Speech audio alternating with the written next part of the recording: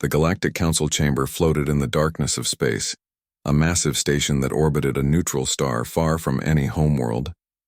Inside the main hall, representatives from 847 different species sat in their assigned seats. Some breathed oxygen, others methane. Some had scales, others had fur. And a few were just clouds of gas held together by containment fields. They had gathered here for over 3,000 years to discuss matters that affected the entire galaxy. Ambassador Ji-won Park sat in the human section, a small area near the back of the chamber. Humanity had only joined the Galactic Council 73 years ago. In galactic terms, that made them babies. Most species in this room had been traveling between stars for thousands of years before humans even invented the wheel. Ji-won was a calm man in his mid-40s with gray hair at his temples. Before becoming Earth's ambassador, he had been a history professor. He taught students about wars, empires, and how civilizations rose and fell. Now he used those lessons in a much bigger classroom. Next to him stood Lieutenant Minho Choi, his military aide. Minho was younger, barely 30, with sharp eyes that missed nothing. He carried a small bag containing data tablets and classified documents from Earth. His hand rested on that bag now as tension filled the chamber.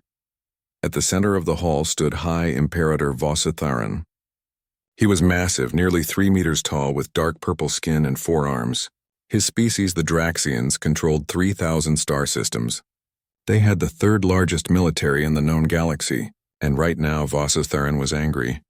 The human species has refused our lawful demands, Vositharan announced, his voice booming through translation devices. They occupy worlds that belong to the Draxian hegemony, by right of proximity and ancient claim. We have been patient. We have been generous. But humanity has shown nothing but disrespect. Ji-won listened quietly.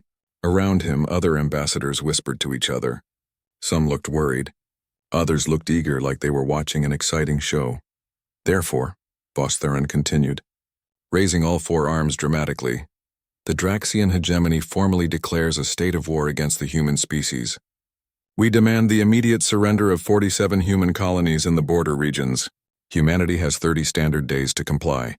If they refuse, we will take those worlds by force. The chamber erupted in noise. Some species cheered, others gasped. The smaller civilizations looked frightened. War declarations were serious business in the Galactic Council. Chancellor Krillix, the head of the council, raised his clawed hands for silence. He was an insectoid being with huge compound eyes and clicking mandibles. Order, we must have order. His species had led the council for 800 years. They valued rules and structure above all else. Ambassador Park, Krillix said, turning his enormous eyes toward Ji-won. You will respond to these accusations. Does humanity accept the Draxian demands? Will there be negotiation? Or does Earth choose war? Every eye in the chamber turned to look at Ji-won. Some expected him to beg for help. Others thought he would offer compromises. The Draxians expected him to surrender immediately. After all, humanity had fewer than 200 colonized worlds and a military force that barely registered on galactic scales. Ji-won stood up slowly. He brushed imaginary dust off his simple gray suit. Then he did something that confused everyone in the chamber. He chuckled. It was not a loud laugh. It was quiet, almost private, like someone had just told him a mildly amusing joke. The sound was so unexpected that the chamber fell completely silent. Is something funny, human? Vositharan growled. We have declared war on your species. Do you not understand the severity of your situation? Ji-won smiled slightly. Oh, I understand perfectly, High Imperator. Forgive me. It's just that I've been waiting 3 weeks for this moment, and the timing is rather amusing. He reached down to his briefcase. Minho handed it to him with a knowing look. Ji-won opened it and pulled out something that made several aliens lean forward in confusion. It was a newspaper. An actual physical newspaper printed on real paper. In an age of holographic displays and quantum data streams, Ji-won held an object that most species considered a primitive curiosity. The paper rustled as Ji-won unfolded it. He held it up so the chamber's cameras could focus on it. The date at the top read 3 weeks earlier. I apologize for the dramatic presentation, Ji-won said, his voice carrying easily in the silent chamber. But I believe this war you're declaring has already been declared. And unless I'm reading yesterday's news, it is also concluded. What nonsense is this? Vositharan roared. We declared war 30 seconds ago. Actually, Jiwan said calmly, adjusting his reading glasses. According to our intelligence services, your war council voted to invade human space 7 weeks ago. Your fleet launched 18 days ago, and this newspaper was published 3 weeks ago, which means our journalists knew about your invasion before you announced it here. The chamber exploded in confused chatter. Chancellor Krillix demanded silence again. Explain yourself, Ambassador Park. These claims are impossible. The Draxians would never allow such intelligence breaches. Jiwan looked at Minho, who tapped his data tablet. A holographic display appeared above the chamber floor, showing the newspaper's front page in massive letters that everyone could read. The headline was simple and clear. Draxian fleet defeated at Proxima Theta. Human Defense Forces report 0 casualties. Below it was a photograph showing disabled warships floating in space, surrounded by smaller human vessels. The chamber went absolutely silent. Even the translator devices seemed to stop humming. Bossus Theron stared at the headline. His purple skin turned darker, almost black with rage. Lies, propaganda. Our fleet is strong and intact. Your fleet, Jiwan said gently, left Draxian space 18 days ago. It consisted of 240 warships carrying approximately 85,000 soldiers. The fleet's destination was the Kepler sector, specifically targeting our colonies on Proxima Theta 3 and 4. He paused, letting that sink in. The fleet never reached those colonies. It was intercepted at Proxima Theta itself, 3 star systems away from the nearest human world. Admiral Hyejin Nam's defense fleet was waiting for them. Impossible. Another Draxian ambassador jumped to his feet. Our counterintelligence is the best in the galaxy. We would have detected any human military movements. Jiwan smiled that same small smile. You would have detected movements, yes. If there had been any movements to detect. Chancellor Krillix leaned forward. You are claiming that humanity defeated a Draxian invasion fleet of 240 warships with 0 human casualties? And that this battle occurred 3 weeks ago? But the Draxians are only now declaring war? That's exactly what I'm claiming, Jiwan said. He looked at Vossatheron. Your government chose not to inform you about the defeat. They were hoping to declare war officially, mobilize public support, and frame the loss as part of a larger conflict. But we knew you would do this. We've been reading your internal communications for quite some time. The High Imperator's 4 hands clenched into fists. You dare spy on the Draxian hegemony? We dare to defend ourselves, Jiwan replied. And we're rather good at it. He held up the newspaper again. I brought this physical copy because I wanted to make a point. While you were preparing your declaration of war, our free press was already reporting your defeat. Our citizens knew about this battle before it was classified by your government. Chancellor Krillix looked between Jiwan and Vostheron. This council requires proof. Ambassador Park, can you provide evidence of this alleged battle? I can do better than that, Jiwan said. I can show you the battlefield right now. With your permission, I'll establish a real-time communication link with Proxima Theta. The chamber filled with whispers again. Real-time communication across that distance would prove the humans weren't just showing old recordings. Permission granted, Krillix said. Minho worked his tablet. The holographic display shifted and changed. Static filled the air for a moment, then cleared. The view showed deep space. Floating in the darkness were ships. Hundreds of ships. All of them were Draxian warships, their distinctive purple hulls easy to identify. But something was wrong with them.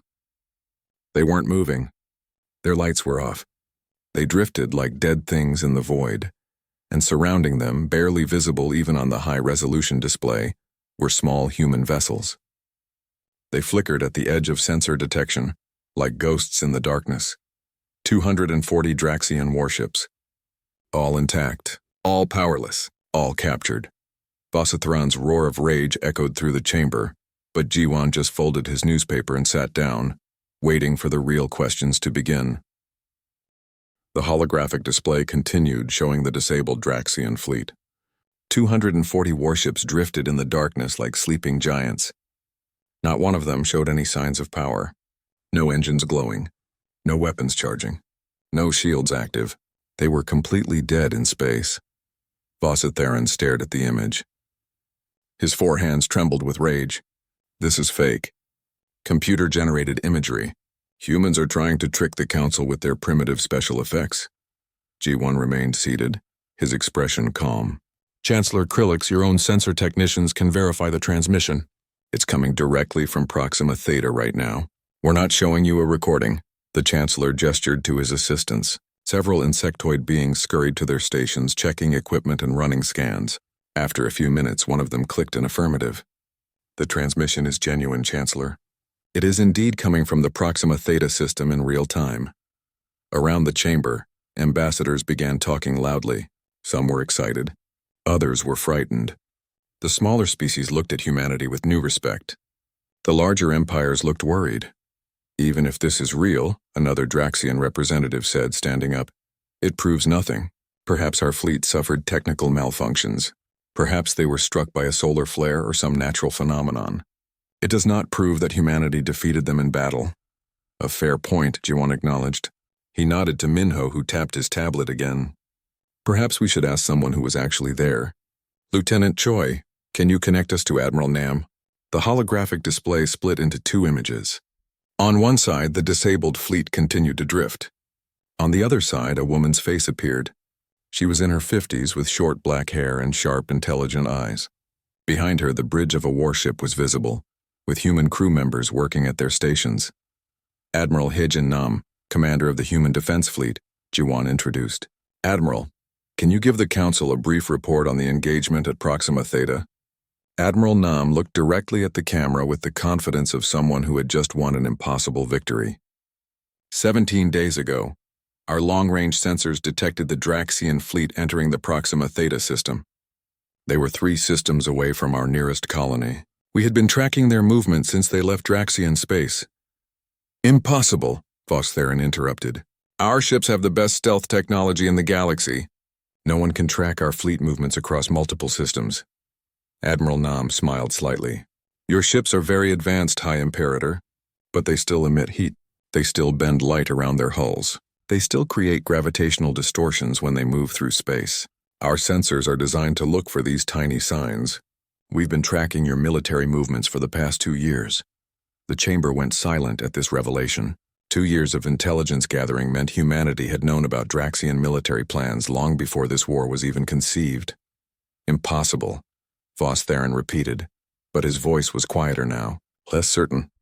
When we detected your fleet, Admiral Nam continued, we positioned our forces at Proxima Theta. We knew that's where you would pass through to reach our colonies. We didn't want you getting anywhere near human civilians.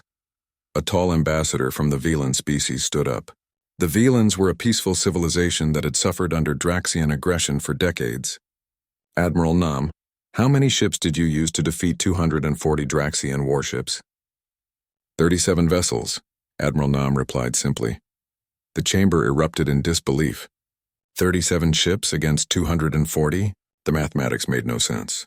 Even with superior tactics, such a victory should have been impossible. Chancellor Krillix raised his claws for silence. Admiral, the Council requires a detailed explanation. How did 37 human ships defeat a fleet 7 times their size without suffering any casualties? The Draxian military is ranked 3rd in the galaxy for combat effectiveness. Admiral Nam looked at Jiwon, who nodded permission to continue. Chancellor, the answer is simple. We didn't fight the Draxians. We just turned their ships off. Turned them off? Krillix repeated. What does this mean? Jiwon stood up again. Perhaps it would be better if we brought in a technical expert. With your permission, I'd like to call Dr. Taewon Lim, our xenomilitary analyst. The holographic display shifted again. Now a young man appeared, wearing civilian clothes and sitting in what looked like a research laboratory. He had messy hair and glasses, and looked more like a university student than a military strategist. Hello, everyone, Taewon said with a friendly wave. I'm Dr. Lim. I study how different species approach warfare. It's actually a fascinating topic. His casual attitude seemed to irritate Vos Theron even more. Get to the point, human. How did you defeat our fleet? Well, Taewon began, pulling up his own set of holographic displays. It starts with understanding how everyone else in the galaxy thinks about space combat. Most species, including the Draxians, focus on 3 things. Bigger ships, stronger shields, and more powerful weapons. It makes sense, right? You want to hit harder than your enemy and take more damage than they can. He showed images of various alien warships. They were all massive vessels bristling with weapons. But here's the problem with that approach. In space, everything is really, really far apart. You can have the biggest, strongest ship in the galaxy, but if you can't find your enemy, you can't fight them. We have sensors, a Draxian military officer objected. Very advanced sensors. You do, Taewon agreed. Sensors that look for engine heat, metal hulls, energy shields, and weapon signatures. But what if someone built ships that didn't show up on those sensors? What if someone made vessels that were specifically designed to be invisible? He changed the display to show a human warship. It was much smaller than the Draxian vessels, sleek and dark. Human military doctrine is based on a concept from our history called asymmetric warfare. When you're smaller and weaker than your enemy, you don't fight them directly. You use tactics they don't expect. You strike from places they can't see. You turn their strengths into weaknesses. The image zoomed in to show the ship's surface. It was covered in strange materials that seemed to absorb light rather than reflect it. Our ships use quantum masking technology. We're not invisible exactly, but we're very, very hard to detect. By the time your sensors notice us, we're already in position. Another Draxian stood up. Even with stealth technology, you could not disable our entire fleet. Our ships have redundant systems, backup generators, and armored command centers. You would need to destroy each vessel individually. Taewon grinned. That's where the interesting part comes in. We didn't destroy anything. We used electromagnetic pulse weapons combined with sophisticated computer viruses. Your ships are amazing pieces of technology, but they're all controlled by computers, and computers can be hacked. He showed a simulation of the battle. Small human ships appeared around the Draxian fleet like shadows. Then pulses of energy shot out, invisible to most sensors. Our weapons emit targeted electromagnetic pulses that temporarily disable electronic systems. At the same moment, we inject specialized code into your ship computers through your own communication networks. The code spreads through your fleet automatically because all your ships are connected to each other. The simulation showed Draxian ships going dark one by one, then in groups, then all at once. Within 6 minutes, your entire fleet was powerless. No engines, no weapons, no shields, no life support beyond emergency backups. Your crews are all alive and unharmed, but they're sitting in the dark waiting for rescue. Vositharan looked like he might explode. This is dishonorable. You attacked without warning. You used cowards' weapons. We attacked a military fleet that was invading our space, Jiwan said calmly. And we did it in a way that preserved life on both sides. I would think honor demands we avoid unnecessary death when possible. An older ambassador from the Ascendancy, one of the galaxy's most advanced civilizations, spoke up. Her voice was thoughtful. Ambassador Park, your species has been in space for less than a century. How did you develop such advanced stealth and electronic warfare technology so quickly? Jiwon smiled. We didn't develop it quickly. We developed it out of necessity. Humanity spent thousands of years fighting wars on our home planet. We learned painful lessons about combat strategy and survival. When we came to the stars, we knew we would be the smallest and weakest species, so we prepared accordingly. He gestured to the display showing the disabled fleet. Every human colony is defended. Every human ship is equipped with these systems. We knew that eventually someone would try to take what we had built. We just didn't know it would be the Draxians. Chancellor Krillix looked at the floating warships. What will you do with the Draxian crews? They're receiving food, water, and medical attention. Admiral Nam answered. We've kept their life support running. They're prisoners of war, and we're treating them according to galactic conventions. Once this situation is resolved, they'll be returned home. Jiwan turned to face Vositharan directly. High Imperator, you came here today to declare war and demand our surrender. But that war already happened. Your fleet is disabled, your soldiers are captured, and you have accomplished nothing except proving that humanity will defend itself effectively. He paused, letting his words. The Galactic Council chamber remained tense for hours after Jiwan's declaration. Ambassadors argued with each other in small groups. Some demanded that humanity release the Draxian prisoners immediately. Others called for the Council to officially recognize humanity's right to defend itself. The Draxians sat in furious silence, occasionally sending encrypted messages back to their homeworld. Chancellor Krillix finally called the chamber back to order. His compound eyes focused on Jiwan. Ambassador Park, this council has never witnessed such a military engagement. We require a full technical explanation of your capabilities. Many species here are concerned about the implications of your stealth technology and electronic warfare systems. Concerned that we use them, or concerned that they exist? Jiwan asked. Both, admitted a reptilian ambassador from the Saurian collective. If humanity can disable entire fleets without being detected, what prevents you from doing this to any of us? How can we trust that our own ships are safe? Jiwan nodded as if he had expected this question. A fair concern. Lieutenant Choi, please connect us to Captain Sunwoo Kang. The holographic display changed again. This time it showed a woman in a military uniform standing on the bridge of a ship. She was in her 30s with tied-back hair and calm, confident eyes. Behind her, the bridge was smaller than Admiral Nam's flagship, with fewer crew members working at more compact stations. This is Captain Sunwoo Kang of the HSS Silent Arrow, Jiwan introduced. She commanded one of the stealth frigates at Proxima Theta. Captain, can you explain to the Council how our vessels operate? Sunwoo bowed slightly to the camera. Of course, Ambassador. The Silent Arrow is a stealth frigate, one of 37 similar vessels in our defense fleet.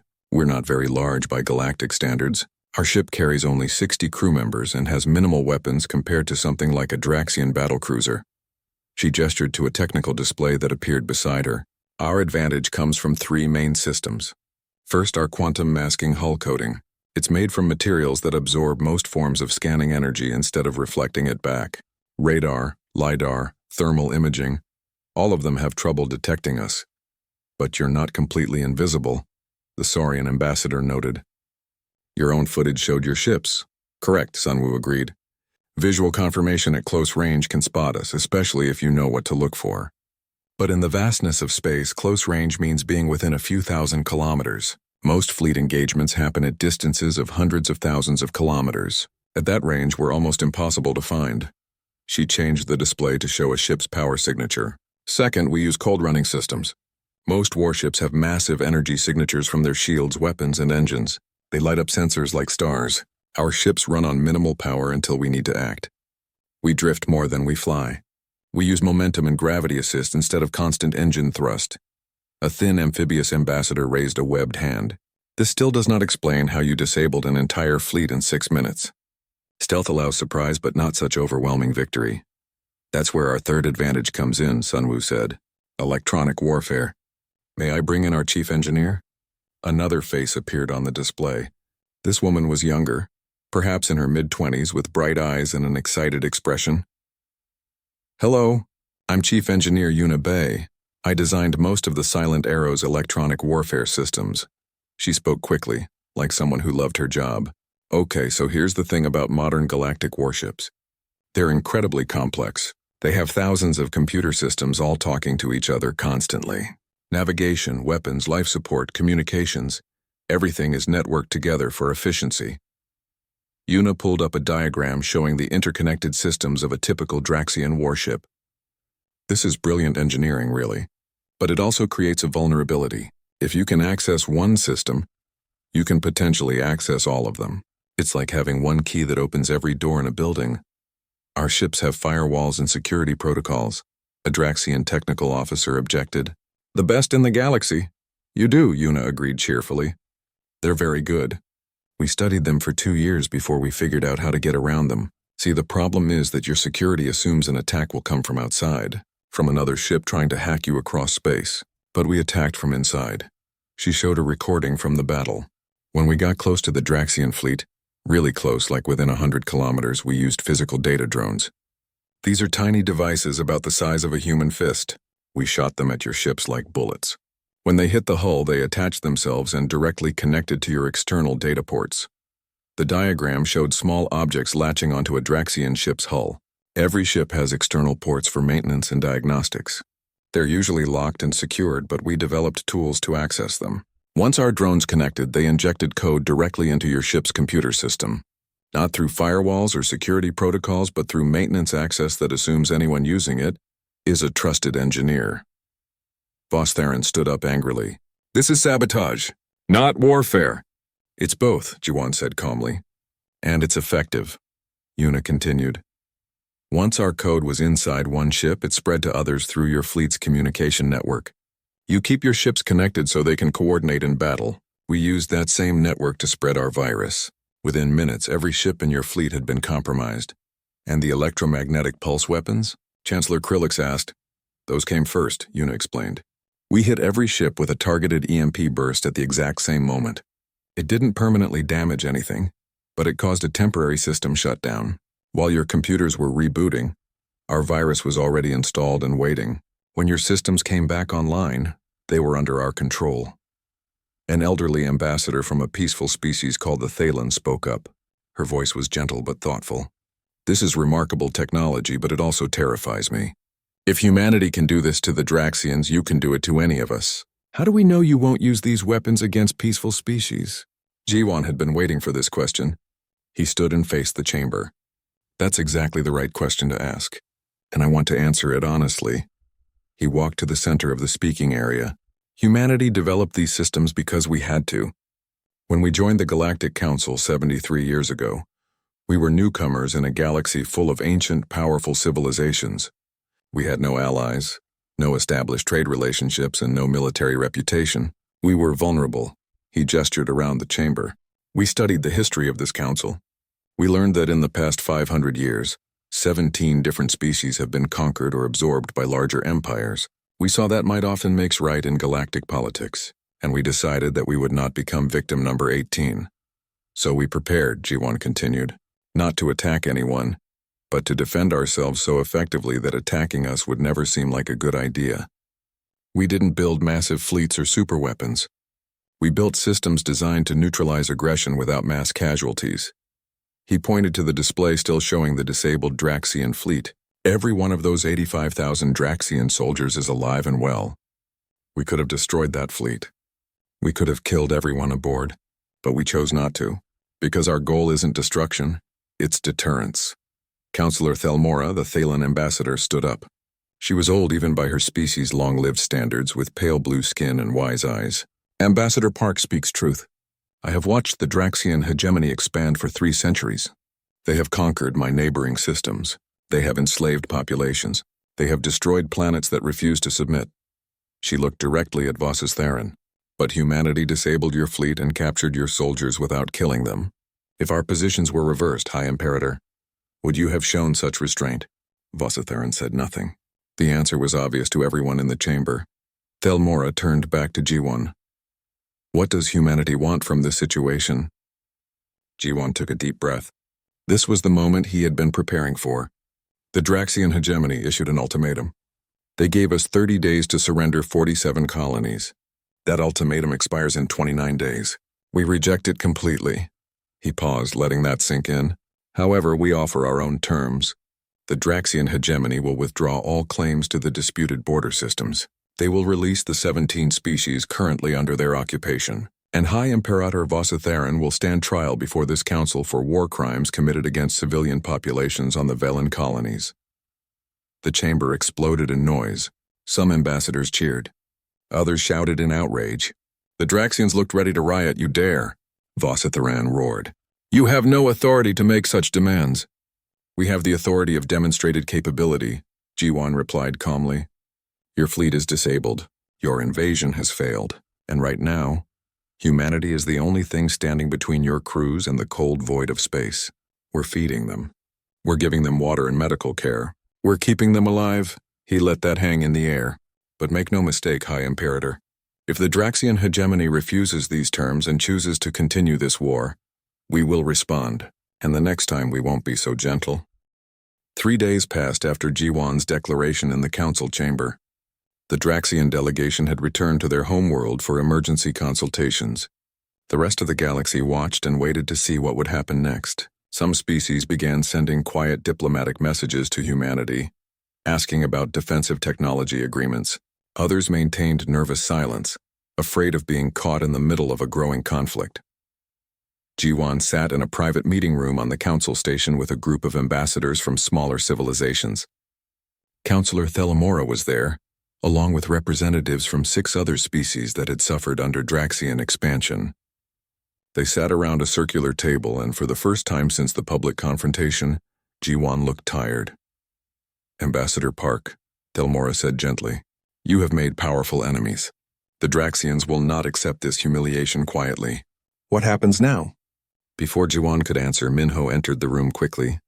His face was serious. Ambassador, we've received intelligence from Earth. Priority level 1. Ji-won excused himself and read the secure message on Minho's tablet. His expression didn't change, but Thelmora noticed his grip tighten on the device. "What is it?" she asked. Ji-won looked up. "The Draxians have launched a second fleet. This one is heading directly for Earth itself." The room went silent. An attack on humanity's homeworld would be devastating, even if humanity had better defensive technology. The sheer symbolic and psychological impact would be enormous. "How many ships?" asked Ambassador Kieran, a thin humanoid from the Velen species. 312 warships, Minho answered, including 6 planet-killer vessels equipped with weapons designed to destroy entire worlds. Thelmora stood up in shock. "Planet killers? That violates 17 different galactic treaties. The Council banned such weapons 400 years ago. The Draxians clearly don't care about treaties anymore," Ji-won said quietly. He looked at the message again. "The fleet will reach the Sol system in 3 days. They're not stopping to engage any defenses along the way. They're going straight for Earth.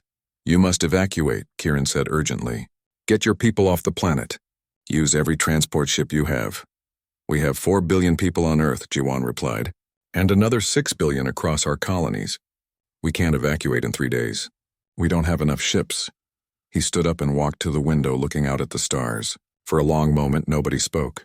Then Ji-won smiled slightly, the same calm smile he had worn when reading his newspaper. "Of course," he said quietly. "This assumes Earth is undefended." Thelmora studied him carefully. "You're not worried." "Oh, I'm worried," Ji-won admitted. "But not about Earth's survival. I'm worried about what happens after the Draxians fail again." Before anyone could ask what he meant, Ji-won turned to Minho.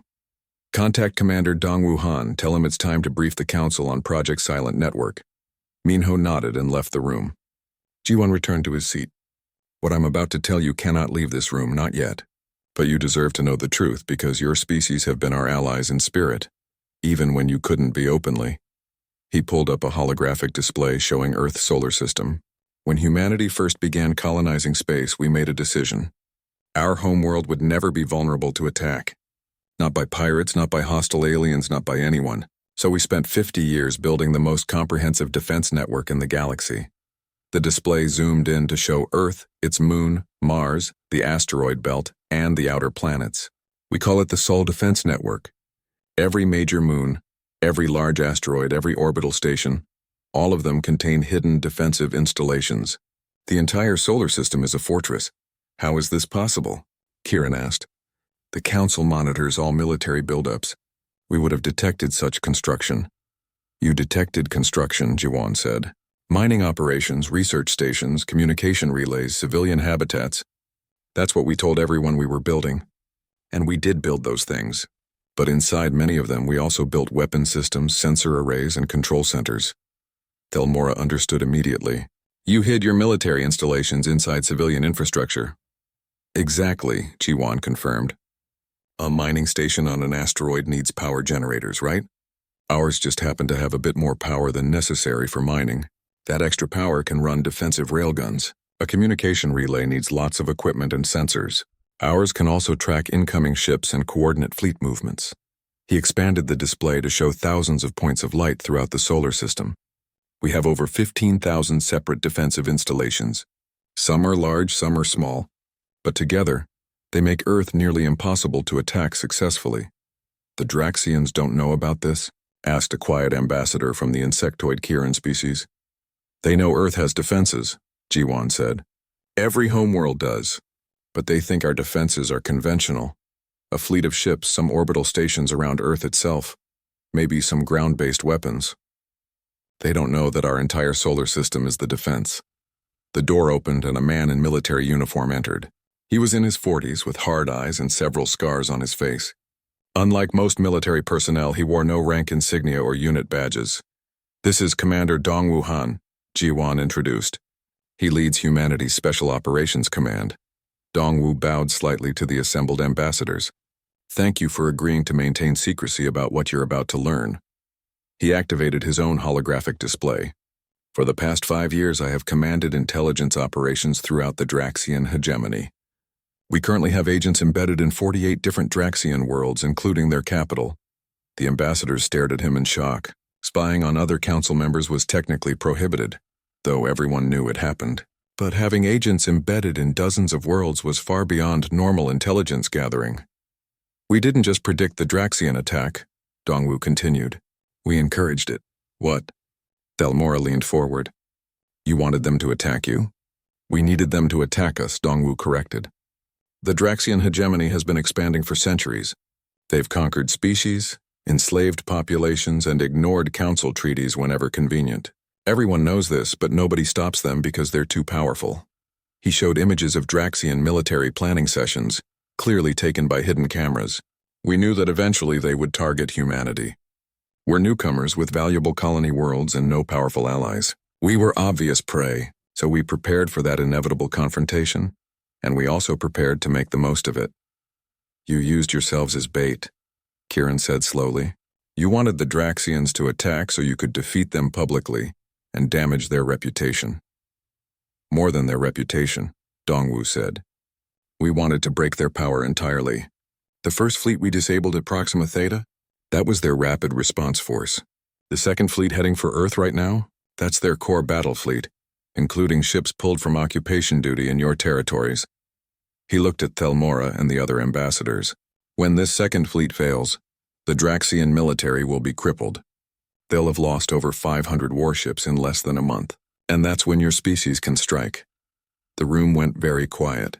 You're planning a coordinated uprising, Thelmora said softly, using the Draxian military's weakness to free the occupied systems.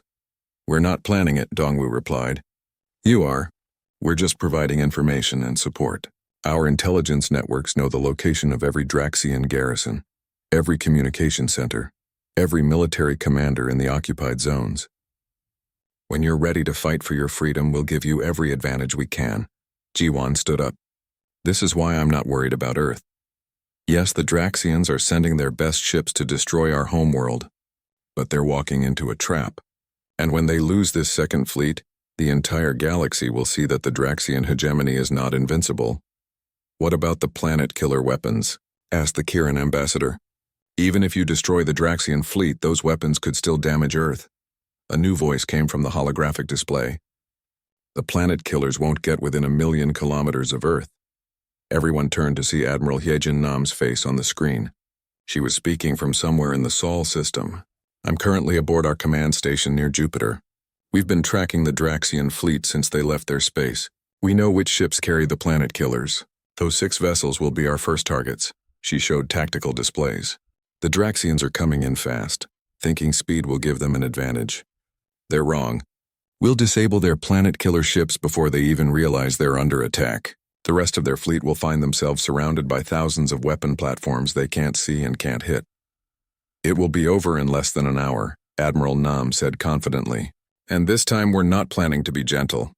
We'll disable their ships, but we'll also make it very clear that attacking Earth is the worst mistake the Draxian hegemony has ever made.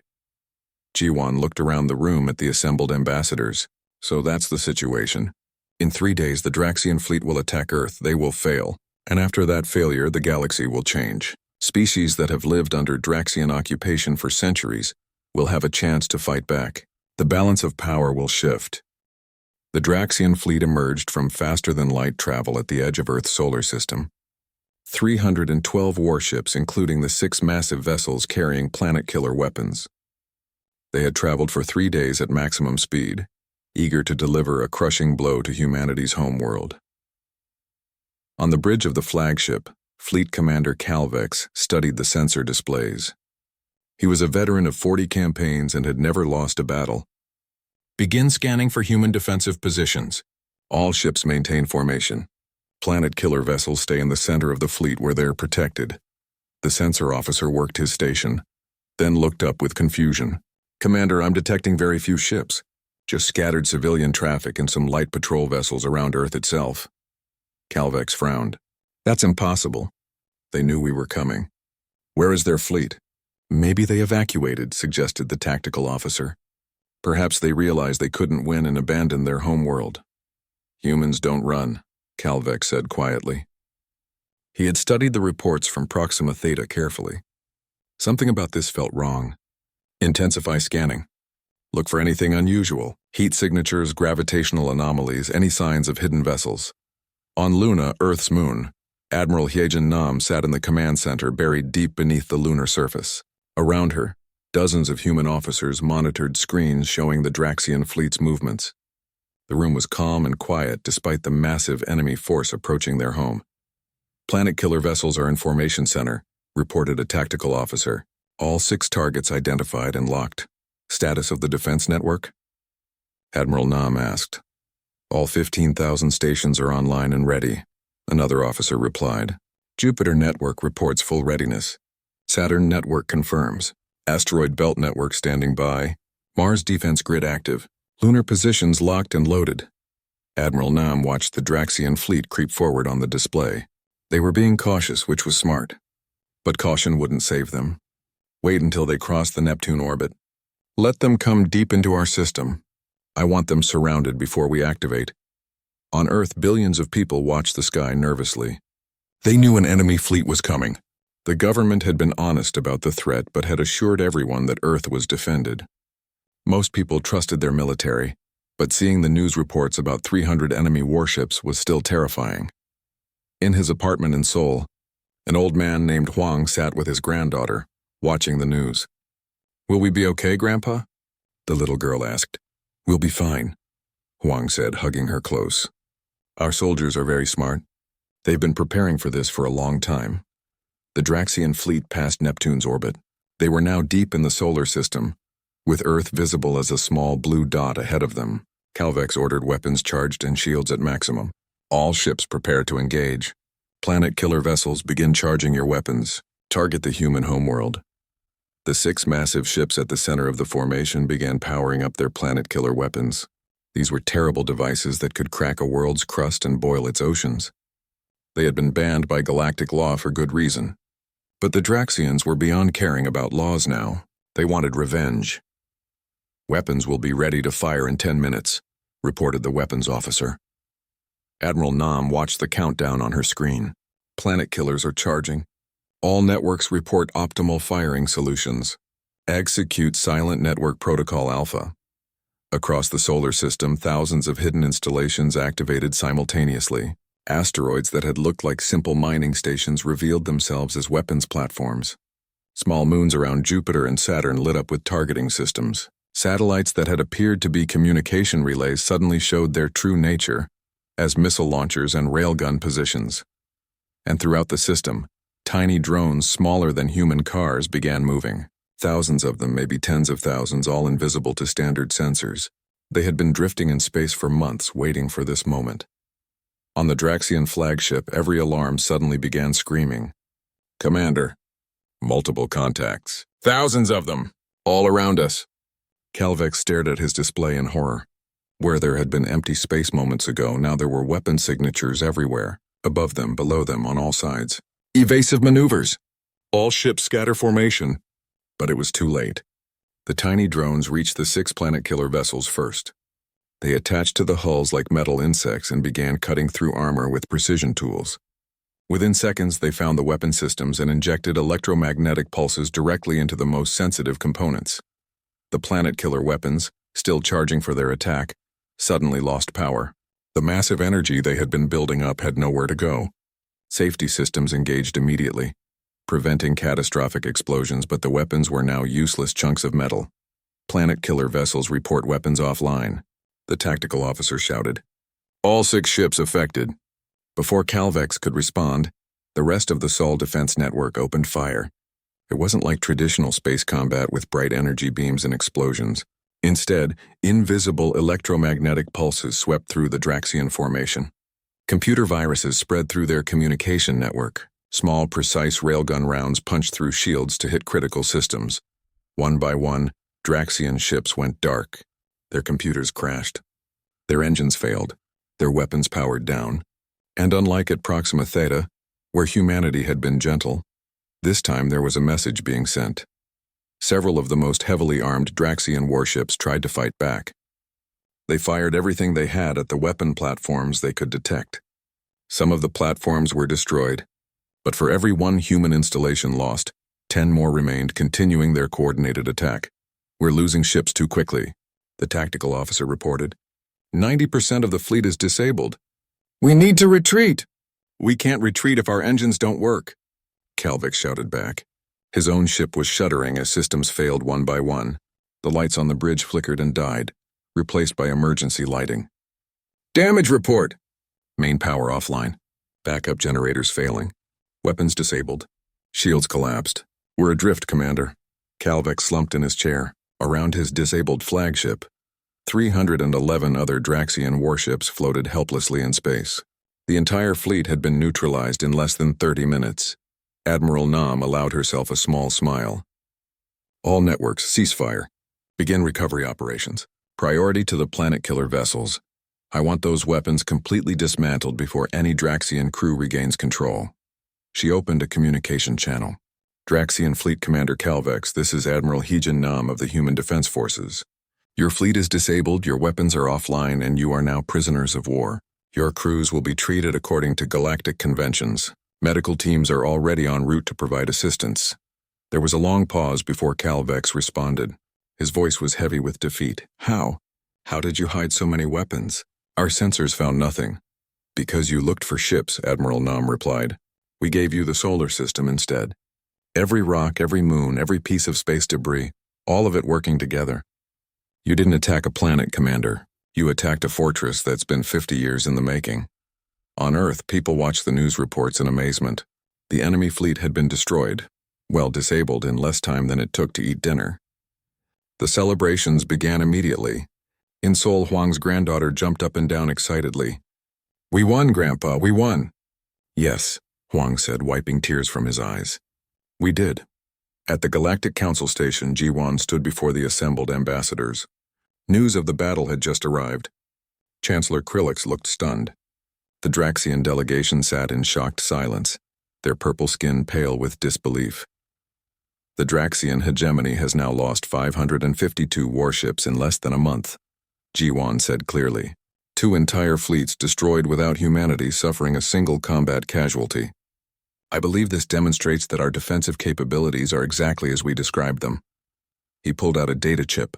Commander Dongwu Han has prepared a full intelligence report on Draxian military positions throughout their occupied territories.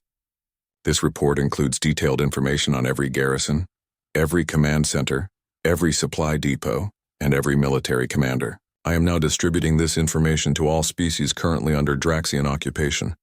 You cannot do this, shouted a Draxian ambassador. This is an act of war against the hegemony. The hegemony declared war on us, Jiwan reminded him calmly. Twice, this is simply us providing information to interested parties. What they choose to do with that information is their decision. Councillor Thelmora stood up. Her voice was strong and clear. The Velan people have suffered under Draxian occupation for 147 years. Today, with the information provided by humanity, we are declaring our independence. Draxian forces will leave our worlds immediately, or they will face armed resistance. One by one, other ambassadors stood up. The Kirin, the Valens, the Solari, all 17 species under Draxian occupation made similar declarations. The galaxy was watching an empire collapse in real time. Chancellor Krillix banged his claws for order. This is unprecedented. The Council cannot approve such coordinated rebellion.